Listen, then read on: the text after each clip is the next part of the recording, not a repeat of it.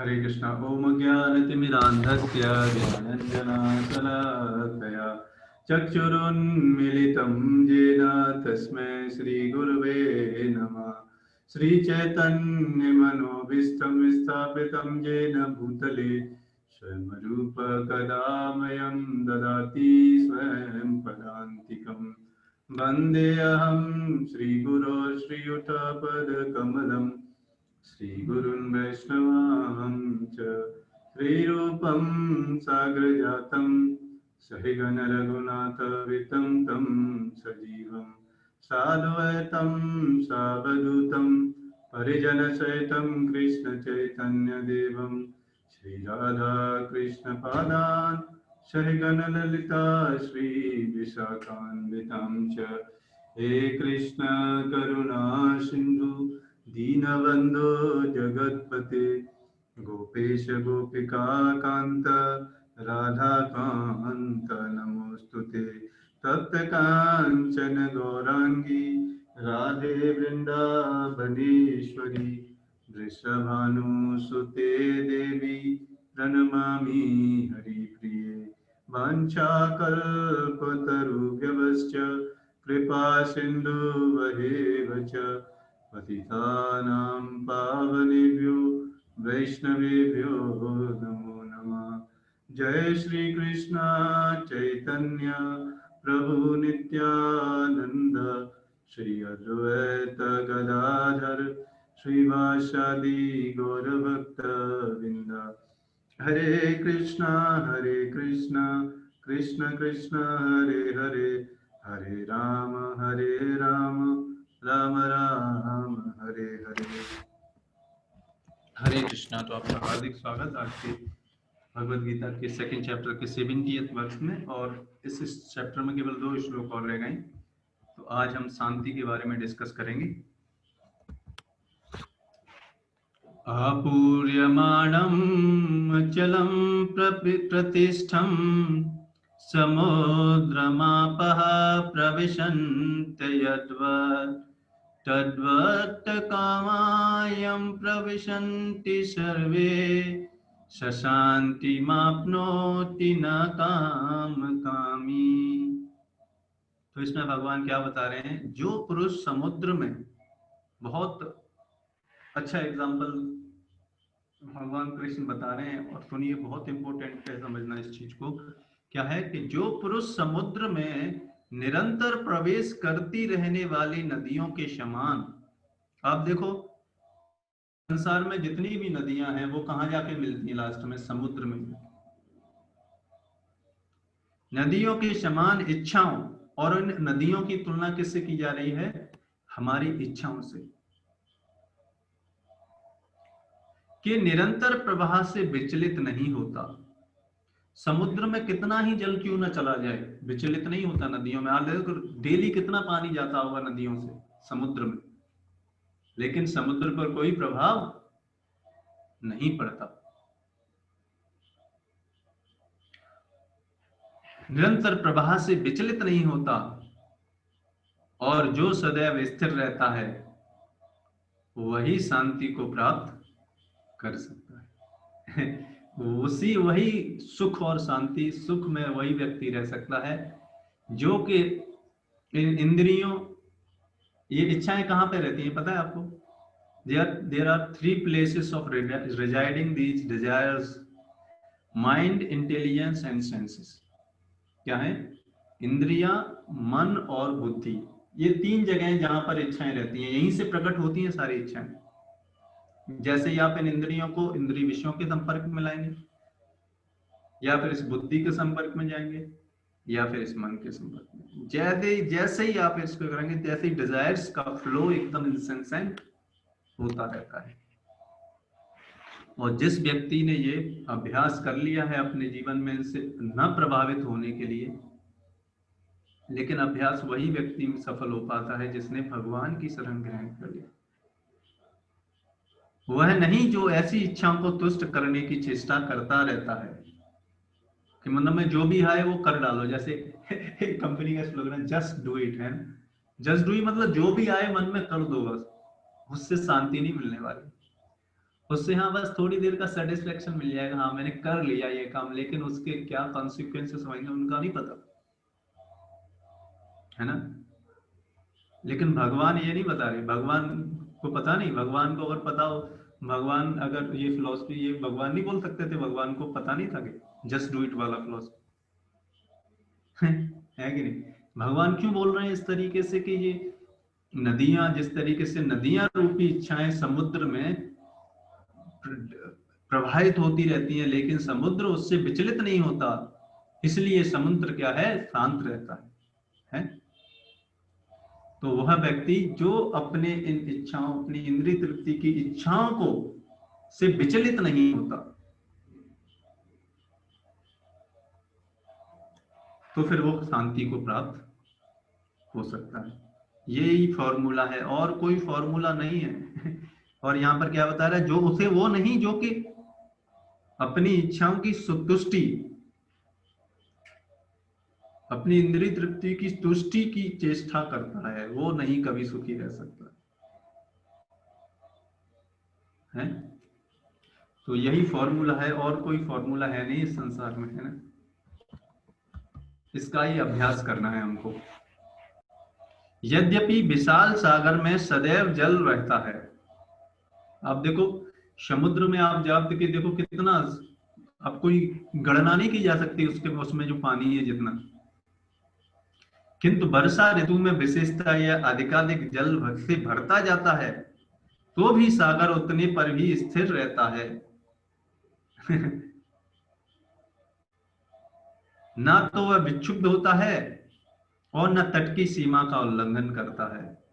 क्यों? क्योंकि उतना पानी है, उतना विस्तार है उसका कि ये नदियां उसमें कुछ आए भी आएंगी तो कोई फर्क नहीं पड़ने वाला। अब आप देखो बहुत इंपॉर्टेंट है, आपको बड़ा आश्चर्य होगा, नदियों में नदियों में थोड़ा सा वर्षा हो जाती है तो कैसे उफान होने लगता है, लेकिन समुद्र में वो उफान वाला पानी भी जाता जा रहा है, फिर भी समुद्र पर कोई प्रभाव नहीं पड़ रहा। क्यों नहीं पड़ रहा? क्योंकि वो अथाह सागर है, उसके पास कमी थोड़ी है सुख की, है कि नहीं। उसी तरीके से नदियां क्या है, नदियां में सुख नहीं है इतना, उसमें थोड़ा सा पानी हो जाता है विचलित हो जाती है। उसी तरीके से जो व्यक्ति भगवान के शरण में है, भगवान की सेवा में है, वो उसको इतना आनंद, उतना सुख और शांति उसे मिल रहा है कि संसार की जो भी अगर इच्छाएं भी आ भी जाती हैं तो भी उनको प्रभावित नहीं कर पाती।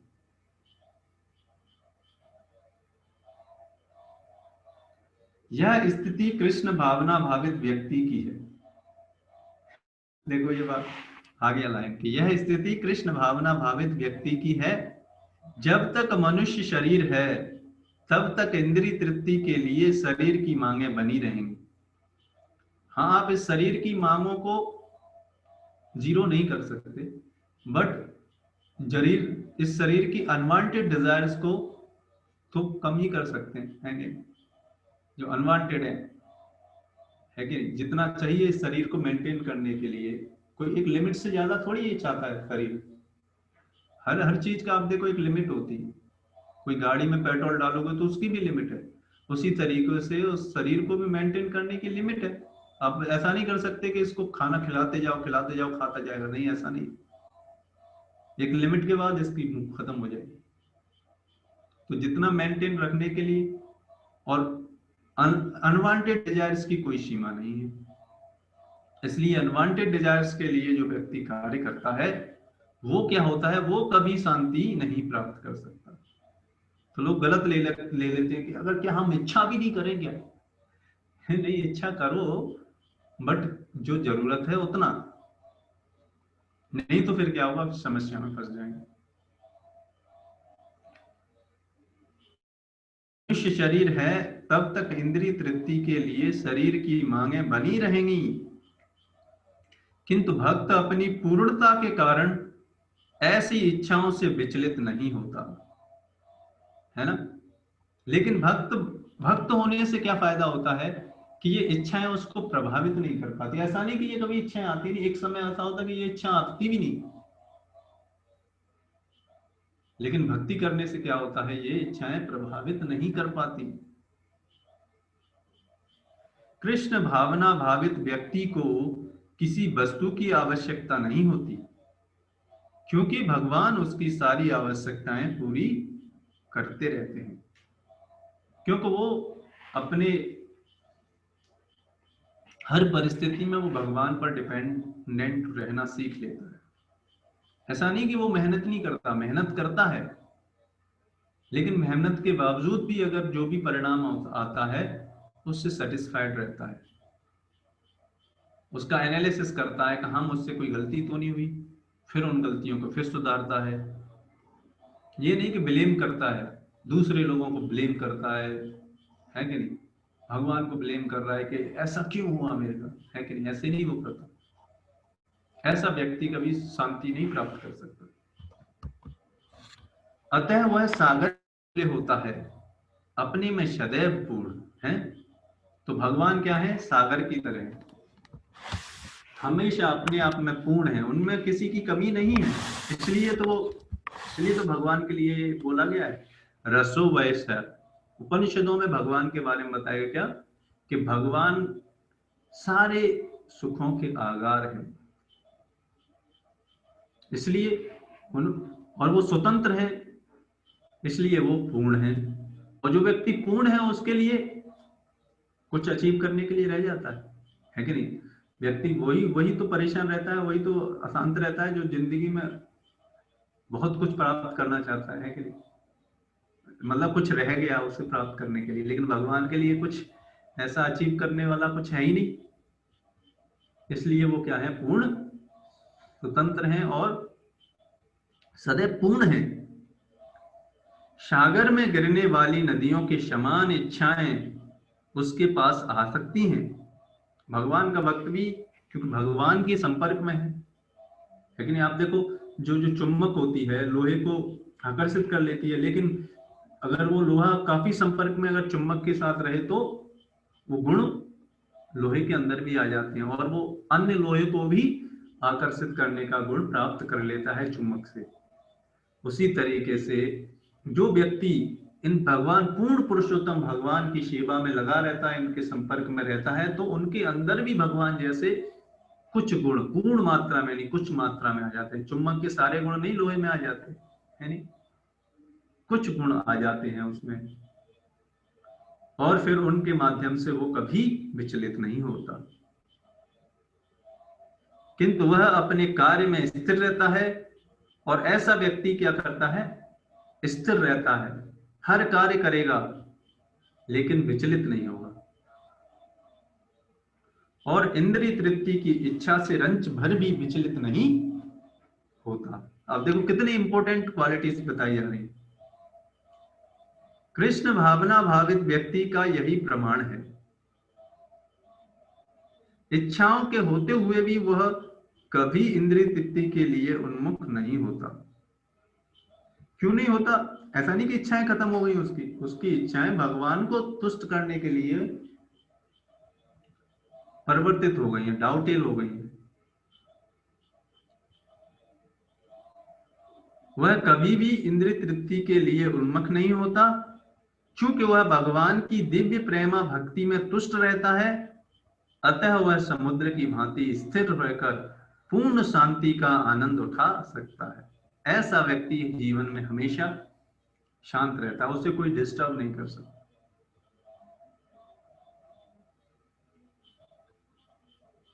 किंतु दूसरे लोग जो मुक्ति की सीमा तक इच्छाओं की पूर्ति करना चाहते हैं,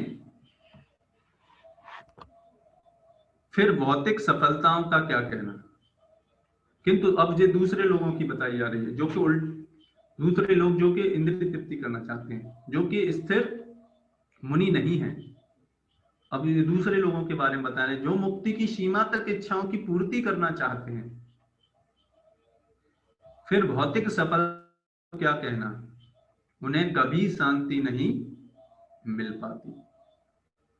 मतलब जो भगवान से स्वतंत्र रह के जो भी इच्छाएं करना चाहेगा, वो जिंदगी में कभी भी स्वतंत्र या सुखी नहीं रह पाएगा। कर्मी मुमुक्षु तथा वे योगी सिद्धि के कामी होते हैं। ये सभी अपूर्ण इच्छाओं के कारण दुखी रहते हैं। इसलिए चैतन्य चरितामृत में एक स्टेटमेंट बताया गया, कृष्ण भक्त बिंदास अतएव शांत, भक्ति मुक्ति कामी सकलेव। क्यों है? क्योंकि उनकी इच्छाएं अपूर्ण हैं, और कृष्ण भक्त की इच्छाएं भगवान की इच्छाओं की मैच कर गई है, इसलिए वो क्या है? बिंदास है, उसे कोई चिंता नहीं है। तो ये सभी अपूर्ण इच्छाओं के कारण दुखी रहते हैं, किंतु कृष्ण भावना भावित पुरुष भगवत सेवा में सुखी रहता है और उसकी कोई इच्छा नहीं होती। वस्तुतः वह तो तथाकथित भवबंधन से मोक्ष की भी कामना नहीं करता। कृष्ण के भक्तों की कोई भौतिक इच्छा नहीं रहती, इसीलिए वह पूर्ण शांत रहते हैं। तो ये क्वालिटी है भगवान के भक्तों का, है ना? क्यों है? बहुत इंपॉर्टेंट बात है कि क्योंकि उनको कुछ प्राप्त करने के लिए शेष नहीं रह गया। आप देखो, जो प्राप्त करना था, भगवान को प्राप्त करना था, उनकी भक्ति में लगे हुए, और उनके लिए कुछ अप्राप्त नहीं बचा इस संसार में। और जिन लोगों के लिए बचा हुआ है, जिन लोगों की इच्छाएं बंधी हुई है कि अभी और कुछ हम इस संसार में प्राप्त करना चाहते हैं, वो हमेशा दुखी रहते हैं, क्योंकि भगवान के भक्त के लिए और कुछ अचीव करना शेष ही नहीं रह गया। इसलिए भगवान उनसे प्राप्त हो गए, उनकी सेवा में लगा हुआ है व्यक्ति। अब उसे क्या चाहिए? आप देखो, जिस व्यक्ति को अब कुछ चाहिए ही नहीं, तो फिर कहां से दुखी होने का कोई सवाल नहीं है। दुखी तो वो व्यक्ति रहता है जिसके जीवन में कमी है कुछ प्राप्त करने की, उसके लिए उसको मेहनत करनी पड़ती है। मिल जाता है तो कुछ समय के लिए सुखी हो जाता है, नहीं मिलता तो फिर वो दुखी हो जाता है कि नहीं? इसलिए तो कृष्ण भावनामृत व्यक्ति क्यों सुखी रहता है? क्योंकि उसने अपने जीवन में भगवान को सेंटर बना लिया है। जो प्राप्त करना था वो प्राप्त कर लिया है, उनसे प्रेम करना सीखना था वो सीख रहा है, और क्या चाहिए उसको, है कि नहीं? तो उसे अपने जीवन में अपना उद्देश्य हासिल हो गया है। ऐसा व्यक्ति क्या होता है? हमेशा शांत रहता है। उसे कोई भी व्यक्ति या कोई भी इच्छा विचलित नहीं कर सकती, है ना? पिछले जितने भी आप देखें उदाहरण, अमरीश महाराज के, हरिदास ठाकुर के, इन लोगों को दुर्वासा ऋषि ने श्राप दिया, देने का प्रयास किया, एक कृत्या उत्पन्न कर दी अमरीश महाराज के लिए। बस बात क्या थी? बात ये थी कि दुर्वासा ऋषि आए थे और उस दिन एकादशी थी, और वो भी निर्जला एकादशी रहते थे अमरीश महाराज। और दुर्वासा ऋषि बड़े महान पुरुष थे, वो आए, और तो सुबह का पारण्य का समय वो निकला जा रहा था एकादशी का, और दुर्वासा ऋषि उस समय नहाने गए थे। बोले थे मैं आता हूं, उसके बाद मैं भोजन लूंगा। लेकिन उसी दौरान क्या हुआ, समय निकल रहा था, तो अमरीश महाराज ने क्या किया? अमरीश महाराज ने वहां के जो कुछ विद्वान पंडित लोग थे, उन्होंने विचार करके क्या किया, वो पारण्य का समय जो निकला जा रहा था, उनसे सलाह करके उन्होंने बोला कि इस समय आप पानी ग्रहण कर सकते हैं। तो उन्होंने उन ब्राह्मणों के कहने पर पानी ग्रहण कर लिया। लेकिन दुर्वासा मुनि को ये बात से विचलित हो गए कि मेरे आने से पहले उन्होंने जल लेने की हिम्मत की, और क्या हुआ, उन्होंने अपने सर से एक जटा निकाली और एक कृत्या उत्पन्न कर दी। और क्या हुआ, वो कृत्या अमरीश महाराज को मारने के लिए उन्होंने प्रकट की थी। लेकिन क्योंकि वो भगवान के भक्त थे, सुदर्शन चक्र हमेशा उनके साथ रहता था। सुदर्शन चक्र आया, उस कृत्या को भी खत्म कर दिया, और उसके बाद फिर अमरीश महाराज की रक्षा तो की दुर्वासा ऋषि के पीछे पड़ गया। और दुर्वासा ऋषि के पीछे जाते जाते करीब एक साल तक उनके पीछे पड़ा रहा वो, यहाँ तक कि ब्रह्मा जी, शिव जी, भगवान विष्णु तक गए, दुर्वासा ऋषि गए कि मुझे बचा लो इससे।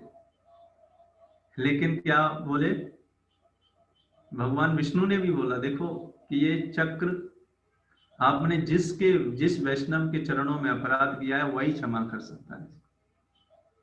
सोचो, भगवान के भक्त, और वो अमरीश महाराज अब तब तक वहीं खड़े हुए हैं, उनका इंतजार कर रहे हैं दुर्वासा मुनि का, है ना? छोटी सी बात पर दुर्वासा मुनि विचलित हो गए। और उसके बाद क्या हुआ, दुर्वासा मुनि आए, उनसे क्षमा मांगी, लेकिन अम्बरीश महाराज जो भगवान के भक्त हैं वो क्या है, वो बोल रहे हैं आपका कोई दोष नहीं है, ये है भगवान के भक्त हैं। तो ऐसे भक्त क्या होते हैं, कभी जीवन में विचलित नहीं होते। ऐसे भक्त अगर हमें बनना है जिंदगी में, है नहीं, तो उसके लिए यही है कि जो साधना है, जो ये जो श्रवण है, भगवत गीता का अध्ययन है, ये हम करते रहेंगे तो धीरे धीरे करके हम उस स्तर पर पहुंच जाएंगे। ठीक है, तो आप सभी भक्तों का बहुत बहुत धन्यवाद। आज के लिए बस इतना। और भी जानना चाहते हैं तो हमारा ग्रुप है जर्नी ऑफ सेल्फ डिस्कवरी, उस पर आप ज्वाइन कर सकते हैं और भी इस तरीके के सेशंस में आने के लिए, फिर और पर्सनल गाइडेंस के लिए, उसमें और ज़्यादा आप समझ सकते हैं इन सारी चीज़ों से, है ना। तो इस तरीके से हम इसको, आज के सेशन को हम यहीं पे विराम देते हैं।